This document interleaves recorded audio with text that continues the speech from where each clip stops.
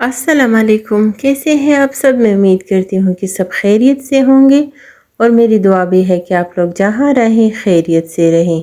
2-3 दिन पहले मेरी तबीयत बहुत ज़्यादा ख़राब थी। मुझे बुखार था, ज़ुकाम हो गया था, गला भी ख़राब था और नाश्ता बनाने का मेरा बिल्कुल भी मूड नहीं था। तो हस्बैंड मेरे लिए ले आए थे केक रस और कुछ ब्रेड वग़ैरह, और बच्चों के लिए ये बाक़िर ख़ानियाँ ले आए थे। ये बाक़िर ख़ानियाँ हम नशीराबाद से लाते हैं, जहाँ पर अफ़गानियों की एक तंदूर है और वो लोग ये बनाते हैं। बहुत मज़े की ये होती है, इतनी ज़्यादा क्रंची और क्रिस्पी सी होती है और इसके लेयर्स बिल्कुल अलग अलग खुलते हैं। और इन बाक़िर ख़ानियों के साथ और कुछ भी खाने की ज़रूरत नहीं पड़ती, बस चाय के साथ आप बाक़िर ख़ानी खा लें, ये बहुत मज़े की लगती है। तो वो बच्चों के लिए ये ले आए थे और मेरे लिए ख़रीद लिया था ये शीरमाल और कुछ केक रस वग़ैरह, क्योंकि जब भी मेरी तबीयत ख़राब होती है तो बस फिर मैं 2-3 दिनों तक ही चाय के साथ यही केक रस खाती हूँ और बिल्कुल भी मेरा वैसे खाने को और कुछ भी खाने को जी नहीं करता। तो केक रस ले आए थे मेरे लिए। तो बच्चों ने चाय भी बना ली और हम सब ने इसी के साथ नाश्ता कर लिया अल्हम्दुलिल्लाह। और ये 8 मुहर्रम की वीडियो है। 8 मुहर्रम को मैं और मेरे हस्बैंड गए थे चौक यादगार, जो कि पेशावर का अंदरून शहर है। और यहाँ पर बहुत पुराने पुराने बिल्डिंग्स हैं, बहुत पुरानी आबादियाँ हैं यहाँ पर। लेकिन ये एक इस कदर रश वाली जगह है कि यहाँ पर पैदल चलने वालों को बिल्कुल जगह ही नहीं मिलती। इतनी ये रोड इतना ज़्यादा गाड़ियों से भरा होता है आम दिनों में, लेकिन इन दिनों में मुहर्रम की छुट्टियों की वजह से ये जगह बिल्कुल बंद थी। तमाम दुकानें और मार्केटें बंद थी, क्योंकि यहाँ पर शिया हज़रात का जो जुलूस वग़ैरह होता है यहाँ पर होते हैं, तो उसकी वजह से तमाम जगहों को बंद किया हुआ था, मार्केटों को, दुकानों को। हम यहाँ पर नेशनल बैंक की एक ब्रांच है चौक यादगार में, सिटी बैंक हमारा वहाँ पर काम था, तो हम वहाँ आए थे। और मैंने इससे पहले इस जगह को इस कदर वीरान और सुनसान पहले बिल्कुल भी नहीं देखा था। हम यहाँ अक्सर आते रहते हैं शॉपिंग के लिए पीपल मंडी में, और चौक यादगार से गुज़रते हैं और अक्सर मैं आपके साथ वीडियोस भी शेयर करती हूँ, लेकिन वो हम रिक्शे में जाते हुए बस थोड़ी बहुत यहाँ की वीडियो ले लेते हैं। इस तरह से ये बाज़ार मैंने कभी भी इस कदर खाली और सुनसान नहीं देखा था। इस कदर प्यारा बाज़ार है। जब ये खाली होता है तो भी ये आपको पता चलता है कि ये कितना प्यारा बाज़ार है और कितनी प्यारी जगह है। यहाँ पर कितने प्यारे प्यारे पुराने बिल्डिंग्स हैं। घर आकर मैं कीमा बना रही थी, तो मैंने अपना ये कीमा बनाने वाली मशीन निकाल ली। सोचा आप लोगों के साथ भी ये शेयर कर लूँ। ये कीमा बनाने वाली मशीन जीपास कंपनी की है और ये मैंने तकरीबन 5 साल पहले ख़रीदी है और ये बहुत अच्छा काम करती है। कारखाना मार्केट में जीपास कंपनी का एक डीलर है, उनसे मैंने ख़रीदी है। उनके पास बिल्कुल ओरिजिनल जीपास कंपनी की तमाम प्रोडक्ट्स मिलती हैं जो कि बहुत अच्छी होती हैं। ये कीमा बनाने की मशीन जो है ये मेरे लिए बहुत अच्छा काम करती है और इससे आप एक वक्त में बहुत ज़्यादा कीमा बना सकते हैं।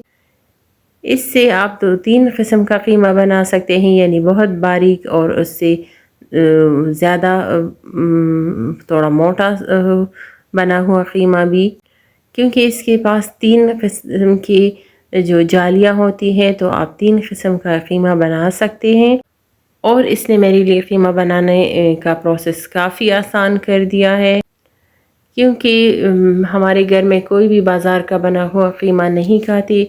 मेरे हस्बैंड की शुरू से ही आदत है, वो घर का बना हुआ कीमा ही खाते हैं। कबाब भी सिर्फ़ घर के बने हुए खाते हैं। तो मुझे हाथ से जो चलाने वाला कीमा की मशीन होती है, जो हाथ से घुमाते हैं, वो मैं ज़्यादातर उसी से कीमा बनाती थी, जो कि मेरे लिए बहुत ज़्यादा मुश्किल था। लेकिन जब से ही मैंने ये वाली मशीन ख़रीदी है, मैं कीमा बहुत आसानी से बना लेती हूँ।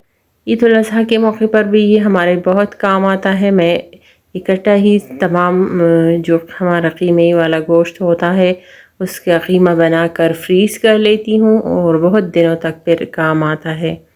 और ये मशीन मैंने उस वक्त 14,000 रुपये में ख़रीदी थी और ज़ाहिर है अब तो महंगी भी हो गई होगी और अब इसमें नए नए मॉडल्स भी आ गए होंगे। इस मशीन को इस्तेमाल करना और चलाना भी बहुत आसान है क्योंकि इसमें सिर्फ 3 ही प्रोसेसेस हैं। बस एक से कीमा बनता है, दूसरे से ये मशीन रिवर्स चलती है और एक बटन है जो ऑन ऑफ के लिए है। तो ये हमारे घरों के लिए बिल्कुल ही सादा सी मशीन है जिसको कोई भी ऑपरेट कर सकता है और इसको चला सकता है। चूँकि ये मशीन मेरे बहुत काम आता है इसलिए मैं इसकी सफाई का, इसकी मेंटेनेंस का बहुत ख़्याल करती हूँ।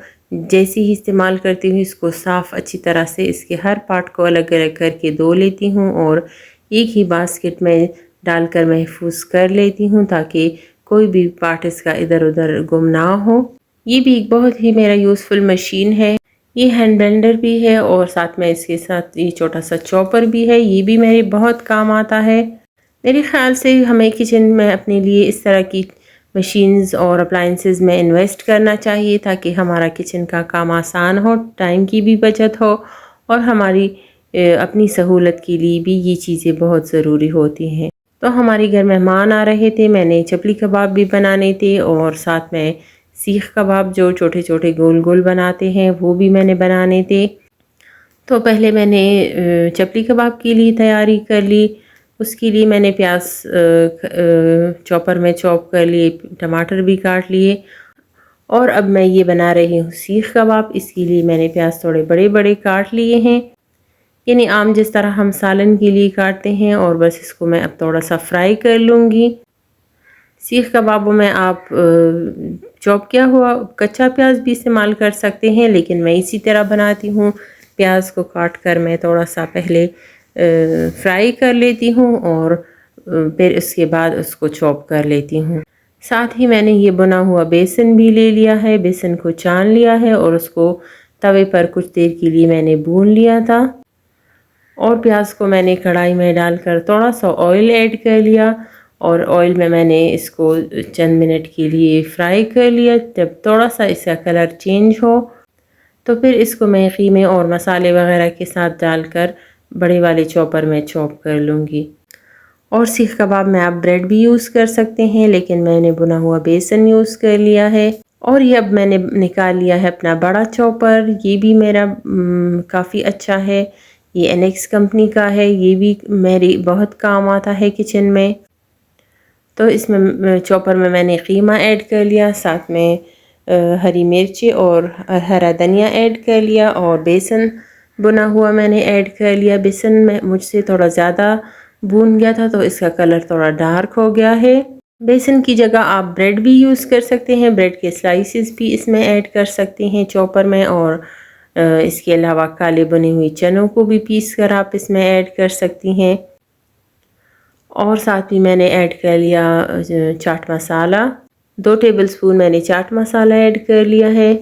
और प्याज भून कर मैंने निकाल ली है, प्याज में ऑयल है तो बस अब इन सीख कबाबों में और से ऑयल में ऐड नहीं करूँगी। और साथ में मैंने ये थोड़ा सा तंदूरी मसाला शान का ऐड कर लिया है, नमक ऐड कर लिया है और 2 चम्मच पिसा हुआ खुश्क धनिया भी मैंने ऐड कर लिया है। बस यही मसाले मैं इसमें ऐड करती हूँ सीख कबाबों में। बस ये मेरा अपना तरीक़ा और अपनी रेसिपी है सीख कबाबों की। आपने भी ये बात नोट की होगी कि हर घर की अपनी ही रेसिपी होती है, यानी उन चीज़ों को बनाने का तरीक़ा तो वही होता है। थोड़ी बहुत हम अपने घर के लोगों की पसंद के मुताबिक और अपनी आसानी के मुताबिक हम चीज़ों को अदल बदल कर देते हैं। यानी बस मैं इसी तरह ही बनाती हूँ, कुछ लोग दूसरे तरीके से सीख कबाब भी बनाते होंगे। प्याज़ों को ऐड करने के बाद मैंने इसमें ऐड कर लिए 2-3 जवे लहसुन की। वैसे आम तौर पर मैं पहले प्याज, लहसुन और मसाला चॉपर में चॉप कर लेती हूँ, इसके बाद ही मैं कीमा ऐड करती हूँ। लेकिन आज मैंने ये गलती कर ली कि कीमा पहले ऐड कर ली और फिर प्याज ऐड कर ली, तो प्याज इसमें फिर जल्दी चॉप नहीं हो रहे थे, थोड़ा ज़्यादा टाइम ले लिया इसने। और इस मसाले से फिर मैंने छोटे छोटे गोल गोल सीख कबाब बना लिए और इनको फ्राई कर लिया। इन सीख कबाबों को आप चाय के साथ इसी तरह भी सर्व कर सकते हैं और टमाटर और प्याज की करी सी बनाकर उसमें भी ऐड कर सकते हैं, तो सालन बन जाता है सीख कबाबों का। मैंने तो ये इस वक्त चाय के साथ सर्व करनी थी, तो मैंने ज़्यादा थोड़ी सी फ्राई कर ली, थोड़ा इसका कलर डार्क कर लिया, क्योंकि चाय के साथ इसी तरह थोड़े क्रिस्पी लगते हैं। So that's all for today's video. I hope आपको ये अच्छी लगी होगी। अगर अच्छी लगी है तो प्लीज़ लाइक और शेयर करें और मेरे चैनल को सब्सक्राइब कर लें।